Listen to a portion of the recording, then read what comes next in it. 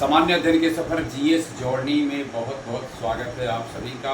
और हम आपके बीच उपस्थित हैं करंट अफेयर्स डेली टॉप 10 के साथ। डेली टॉप 10 10 महत्वपूर्ण सवाल विविध प्रतियोगी परीक्षाओं में के लिए काफ़ी अहम रहता है।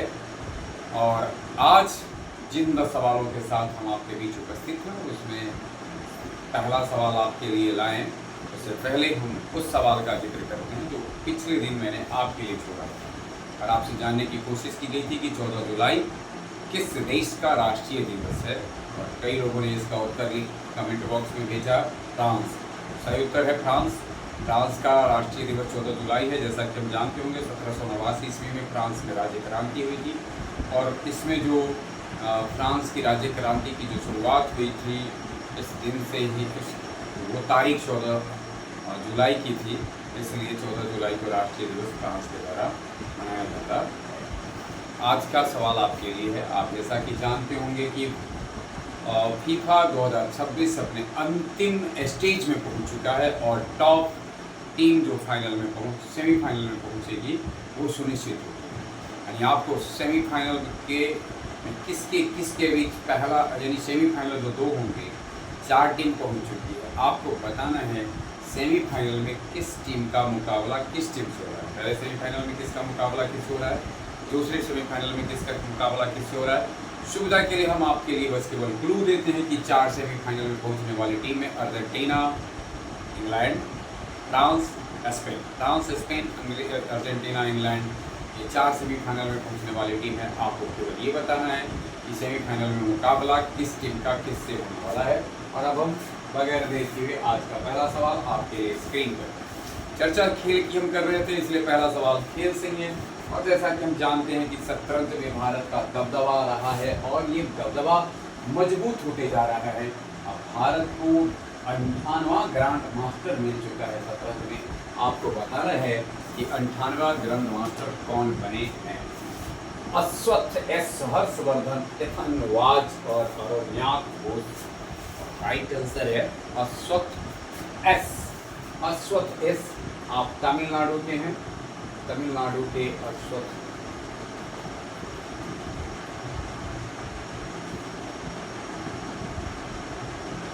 तमिलनाडु के अश्वत्थ ने देश के 98वां ग्रैंड मास्टर बने हैं। एक नजर डालते हैं 97वां पर हर्षवर्धन थे, उनका रिश्ता भी तमिलनाडु से ही रहा है। भारत में तमिलनाडु का क्या दबदबा रहा है मतलब शतरंज। 96 की बात की जाए तो एथन वाज रहे, गोवा के रहे हैं। और 95 के रहे हैं अरोन्याक जो वेस्ट बंगाल के रहे हैं। वही 94 के मयंक पसंद। एक यह भी हमें ध्यान में रखना है, कभी कभी सवाल ये पूछता है कि भारत की पहली महिला ग्रैंड मास्टर कौन थी। कोनेरू हम्पी वर्ष 2002 में ग्रैंड मास्टर बनी थी। दूसरा सवाल आपके लिए स्क्रीन पर है। जुलाई 2026 में भारत ने किस देश के साथ यूरेनियम आपूर्ति समझौते पर हस्ताक्षर किए। कजाकिस्तान, कनाडा, ऑस्ट्रेलिया, रूस। और आप जरा सा सोच सकते हैं क्वेश्चन है जुलाई 2026 में, और जुलाई 2026 में भारत के प्रधानमंत्री 6 से 11 जुलाई पर 3 देशों की यात्रा पर गए थे। आप इनमें से 3 देशों का अगर अनुमान आप लगाएंगे तो आप इसमें सही आंसर के करीब पहुंच सकते हैं। उसी दौरा में यानी ये जो दौरा उनका रहा है 6 से 11 जुलाई के बीच का, इसी दौरा में ऑस्ट्रेलिया के साथ ये समझौता किया गया है, यूरेनियम आपूर्ति समझौता। एक नजर हम थोड़ा सा डालते हैं कि ऑस्ट्रेलिया के साथ जो वर्तमान में भारत का जो समझौता हुआ है यूरेनियम आपूर्ति के लिए, वह अंतर्राष्ट्रीय परमाणु ऊर्जा एजेंसी की सुरक्षा मानकों और प्रावधानों के अंतर्गत किया गया। वर्तमान में ऑस्ट्रेलिया के प्रधानमंत्री एंथनी अल्बनीज हैं। यूरेनियम के साथ साथ दोनों देशों ने रक्षा और समुद्री सुरक्षा सहयोग, Bharat Australia critical minerals corridor और साइबर टेक्नोलॉजी साझेदारी पर भी हस्ताक्षर किए हैं। 2047 तक 100 गीगावाट परमाणु ऊर्जा क्षमता हासिल करने के महत्वाकांक्षी लक्ष्य को पूरा करने के उद्देश्य से इस एग्रीमेंट को किया गया है। जो समझौता है इसको किया गया है ऑस्ट्रेलिया के साथ। अब अगला सवाल यानी कुल मिला के तीसरा सवाल आज का है राष्ट्रीय मत्स्य किसान दिवस कब मनाया जाता है? राष्ट्रीय मत्स्य किसान दिवस कब मनाया जाता है? 7 जुलाई, 8 जुलाई, 9 जुलाई, 10 जुलाई। सही आंसर है इसका 10 जुलाई को मनाया जाता है। 10 जुलाई को मनाया जाता है। गौरतलब हो 11 जुलाई को विश्व जनसंख्या दिवस मनाया गया है और 10 जुलाई को राष्ट्रीय मत्स्य दिवस मनाया गया है। 10 जुलाई 1957 को उड़ीसा के अंगुल में पहली बार प्रमुख कार्प मछलियों के सतत प्रेरित प्रजनन की तकनीक खोजी गई थी और उसी के बाद जब यह उसके ही याद में 10 जुलाई को प्रत्येक साल राष्ट्रीय मत्स्य दिवस मनाया जाता है। यह दिन वैज्ञानिक डॉक्टर KH अलीकुन्नी और डॉक्टर HL चौधरी की याद में मनाया जाता है। देश के मत्स्य किसानों, जलीय कृषि उत्पादकों और मछुआरों के योगदानों को सम्मानित करना इसका मुख्य उद्देश्य है। अगला सवाल है हमारा क्वेश्चन नंबर 5, चौथा। DRDO द्वारा Pinaka long range guided rocket का सफल परीक्षण कहाँ किया गया है? DRDO रक्षा अनुसंधान विकास संगठन, DRDO रक्षा अनुसंधान विकास संगठन, डिफेंस रिसर्च डेवलपमेंट ऑर्गेनाइजेशन द्वारा Pinaka long range guided rocket LRGR का सफल परीक्षण किया गया। पोखरण राजस्थान, बेलर द्वीप उड़ीसा, चांदीपुर उड़ीसा और तुम्बा केरल में। और सही आंसर है इसका चांदीपुर उड़ीसा में इसका किया गया है। उड़ीसा के चांदीपुर स्थित इंटीग्रेटेड टेस्ट रेंज से परीक्षण किया गया। रॉकेट को भारतीय सेना द्वारा निर्धारित 60 किलोमीटर की न्यूनतम दूरी पर रखा गया।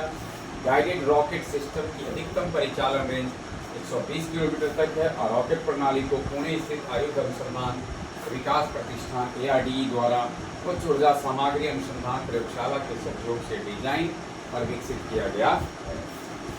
अगला सवाल है हमारा 5वां आज का। इंटरनेशनल गैस यूनियन की वर्ल्ड LNG रिपोर्ट के अनुसार कौन सा देश स्पेन को पीछे छोड़कर रीगैसिफिकेशन क्षमता के मामले में चौथा सबसे बड़ा बाजार बन गया है? रीगैसिफिकेशन के मामले में स्पेन को पीछे छोड़ करके चौथा सबसे बड़ा बाजार बन गया है भारत। कौन बन गया है? भारत। मतलब हम डालते हैं कि भारत ने अपने 8 चालू टर्मिनलों के माध्यम से 52.5 मिलियन टन प्रति वर्ष रीगैसिफिकेशन क्षमता हासिल कर लिया है और इसके साथ ही भारत चौथे नंबर पर आ गया है। गुजरात का दाहीज LNG टर्मिनल भारत का सबसे बड़ा और वैश्विक स्तर भारत का सबसे बड़ा, अगर आपसे पूछा जाए कि रीगैसिफिकेशन सेंटर कौन है तो उत्तर देंगे गुजरात का जो दाहीज है वह। और दाहीज का स्थान पूरे विश्व में अगर देखा जाए तो सबसे बड़ा छठा, विश्व में छठे स्तर पर IGU इंटरनेशनल गैस यूनियन अंतर्राष्ट्रीय गैस संघ की स्थापना 1931 ईस्वी में हुई थी। इसका सचिवालय लंदन में है, यूनाइटेड किंगडम में स्थित है और यह संगठन बेबे स्विट्जरलैंड में पंजीकृत है। दुनिया के 70 से अधिक देश इसके सदस्य हैं। IGU के सदस्य देशों की संख्या 70 है। 1931 में 70 से अधिक है। 1931 में स्थापित हुआ और सचिवालय इसका लंदन यूनाइटेड किंगडम में है। और अब आज का अगला सवाल आपके लिए है, between Tehran and Tel Aviv Gaza the story of unending war. Unending war एक ऐसा युद्ध जो जिसका अंत नहीं है। इस पुस्तक के लेखक कौन है? Between Tehran and Tel Aviv Gaza the story of unending war पुस्तक के लेखक हैं Rajiv Bhattacharya, colonel Rajiv Agarwal, general BP Malik और ब्रह्मा चिलानी। और इसका सही आंसर है अंतर्राष्ट्रीय मामलों के विशेषज्ञ आप हैं कर्नल राजीव अग्रवाल। कर्नल राजीव अग्रवाल जो अंतर्राष्ट्रीय मामलों पर बहुत ही उनकी एक पैनी दृष्टि है और उस पर जो ये एक वर्तमान में जो चुनौती पूरी दुनिया के सामने आ गई है उसके ऊपर अपनी दृष्टि को केंद्रित करते हुए उन्होंने पुस्तक की रचना की है। शोधकर्ता और मुख्य रूप से पश्चिम एशिया क्षेत्र पर उनकी विशेषज्ञता रखते हैं। गाजा संघर्ष ईरान और इजराइल के बीच पहली बार हुए सीधे सैन्य टकराव और इसके कारण पश्चिम एशिया के बदलते भूराजनीतिक परिदृश्य का भी गहन विश्लेषण करती है। इसका प्रकाशन पेंटागन प्रेस के द्वारा किया गया है। वर्ष 2026 में कोलंबिया को पेनाल्टी शूटआउट में हराकर 72 वर्षों बाद फीफा के क्वार्टर फाइनल में पहुंचने वाला देश कौन सा था? अब कौन सा था मैं इसलिए कह रहा हूं क्योंकि अब उसका सफर भी इस फीफा वर्ल्ड कप में समाप्त हो गया है, लेकिन 72 वर्ष बाद वह क्वार्टर फाइनल में जगह बना। मोरक्को, स्पेन, बेल्जियम, स्विट्जरलैंड, और सही आंसर है स्विट्जरलैंड ने कोलंबिया को पराजित करके 72 साल बाद क्वार्टर फाइनल में अपना जगह बनाया, जहां क्वार्टर फाइनल में उसका मुकाबला वर्तमान चैंपियन अर्जेंटीना से होता है और उसका सफर वहां समाप्त हो जाता है। क्वार्टर फाइनल में स्विट्जरलैंड का मुकाबला अर्जेंटीना से हुआ, जहां स्विट्जरलैंड की पराजय और अर्जेंटीना विजय।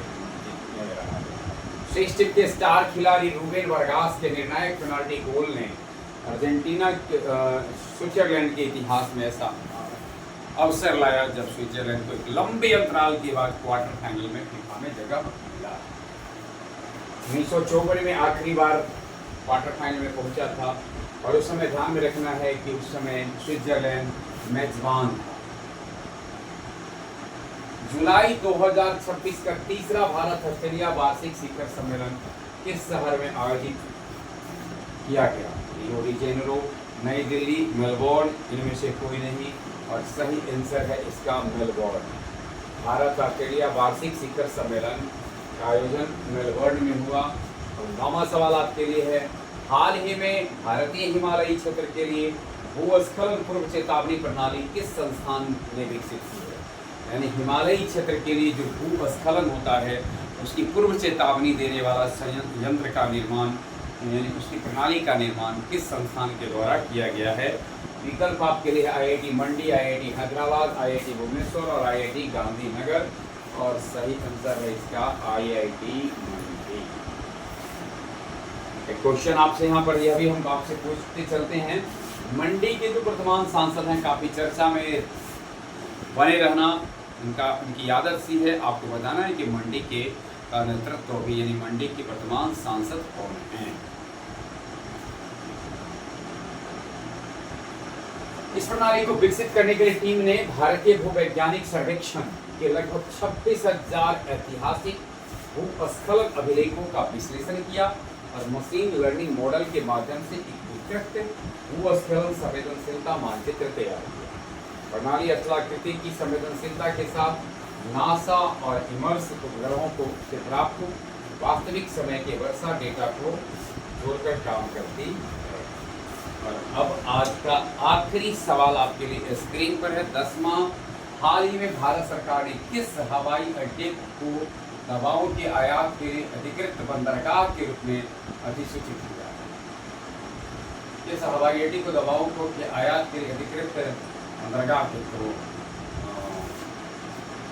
कांडला हवाई अड्डा।